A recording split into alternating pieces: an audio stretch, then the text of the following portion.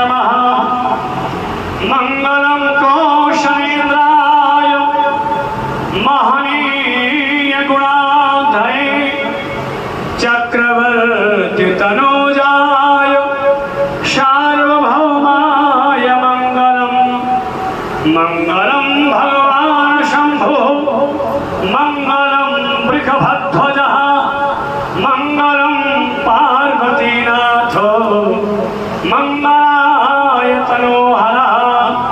परमाध्यक्ष अकाल करुणावरणालय जगदाधार जगन्नियंता सर्वेश्वर अलक्षण विलक्षण संरक्षण कर्तुम अकर्तुम अन्यथा कर्तुम सर्वतंत्र स्वतंत्र समर्थ भगवान श्री कौशल्यानंदन श्री दशरथ नंदन श्री राघवेंद्र सरकार मुरलीधर नटवर नागर भगवान श्री कृष्ण कन्हैया अक्ष के समक्ष प्रत्यक्ष विराजमान स्वयं श्री भागवत भगवान एवं श्री हनुमान जी महाराज तथा व्यास मंच पर विराजमान वृंदावन धाम से पधारे हुए हमारे परम श्रद्धेय परमादरणीय समलंकृत व्यासपीठ को सुशोभित करने वाले हमारे आचार्य मनासी अरविंद द्विवेदी जी महाराज, उनके साथ में आए हुए समस्त विद्युत वृंद एवं समस्त श्रोतागण, इस बालागंज परिवार के और इस भारत विकास परिषद के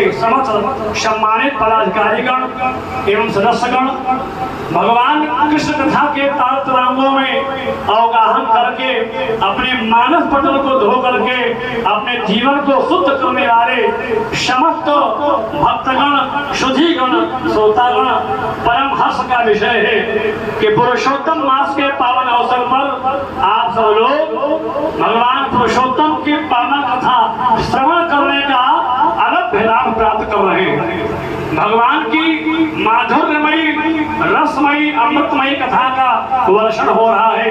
इस वर्षण का आप लोग लाभ ले रहे हैं, आनंदित हो रहे हैं, आराधित हो रहे हैं। और समय ज्यादा मैं नहीं लूंगा, मैं इतना ही कहूंगा, जीवन में कथा का महत्व क्या है। कथा का महत्व बहुत ज्यादा है, क्योंकि कथा किस लिए सुनते हैं? कथा का उद्देश्य है व्यथा की निवृत्ति। हम कथा सुनते हैं कि हमारी व्यथा मिट जाए। गले रतनम गीता गगन तल रतनम दिन बड़ी निशा रतनम चंद्र शयन तल रतनम शशिमुखी नदी रतनम गंगा नृपति कुल रतनम रघुपति सभा रतनम विद्या श्रवण पुट रतनम हरि कथा। हमारे श्रवण है, जो कान है, जो रत्न है, वो हरि कथा है। और कथा से व्यथा की निवृत्ति होती है। जब श्री हनुमान जी महाराज भगवान श्री राम से मिले और भगवान श्री राम से परिचय प्राप्त किया, क्या प्रभु आप क्यों विचर रहे हैं कठिन भूमि कोमल पदगामी, कवन हेतु विचरो पद स्वामी। और कैसे विचर रहे हैं? भगवान राम ने परिचय दिया। भगवान ने कहा कि कौशलेश दशरथ के जाए हम पित वचन मान बन आए, यहाँ हरि निश्चल वेदे ही विप्र फिरे हम खोजती। भगवान श्री राम ने हनुमान जी से कहा, प्रभु हमने तो बिना परिचय दे दिया, आप कौन है?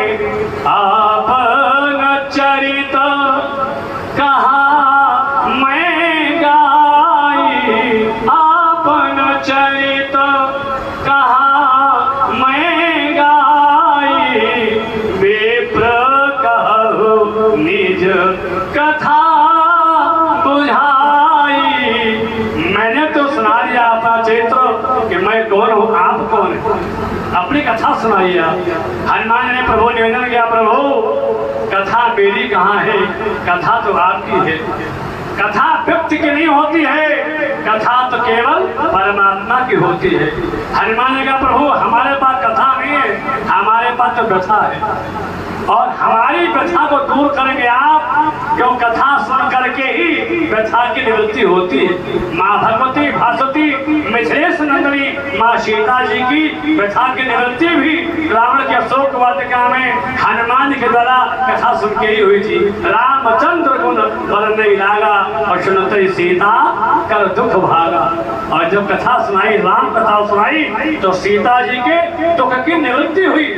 तो कथा से दुख की निवृत्ति होती है, कथा से व्यथा मिटती है। इसलिए कहते हैं कि कथा से व्यथा मिटती है। हरि कथामृतम तप्त जीवनम कवि भीडितम कल्मषापहम श्रवण मंगलम श्रीमदाततम भव्य ग्रंथि दे भूरिदा जनाः। इतनी पावन कथा श्रवण कर रहे हैं आप लोग, आनंदित हो रहे हैं। ये पुरुषोत्तम मास का पावन अवसर है और बहुत आनंदित हो रहे हैं आप। किसी ने कहा कि अमृत स्वर्ग में है, किसी ने कहा अमृत पाताल में है, किसी ने कहा अमृत पाताल में है, स्वर्ग में है, किसी ने कहा अमृत चंद्रमा में है, किसी ने कहा अमृत सागर में है और किसी ने कहा अमृत महिला के मुख में। तो अगर स्वर्ग में अमृत है तो सर से लोग क्षीण क्यों होते, सर से पतन होता, लोग गिरते। तेतम भुक्त्वा सर्वलोकम विशालम क्षीणे पूर्णे मत लोकम विशंति, गिरते हैं लोग। और अगर अमृत चंद्रमा में होता, चंद्रमा क्षीण क्यों होता? अगर अमृत सागर में होता तो सागर का पानी खारा क्यों होता? अगर अमृत पाताल में होता तो सर्प को भय क्यों होता? और अगर अमृत महिलाओं के मुख में होता तो पति की मौत तो नहीं होती। मतलब है कि मौत क्यों होती है? कहा अमृत का जो निवास है वो कंठे शुद्धा वसते वही भगवत जनानाम, वो अमृत का जो निवास होता है वो भगवान के भक्तों के कंठ में होता है। इसलिए कहीं अमृत नहीं होता है, अमृत जो है भक्तों के कंठ में होता है। और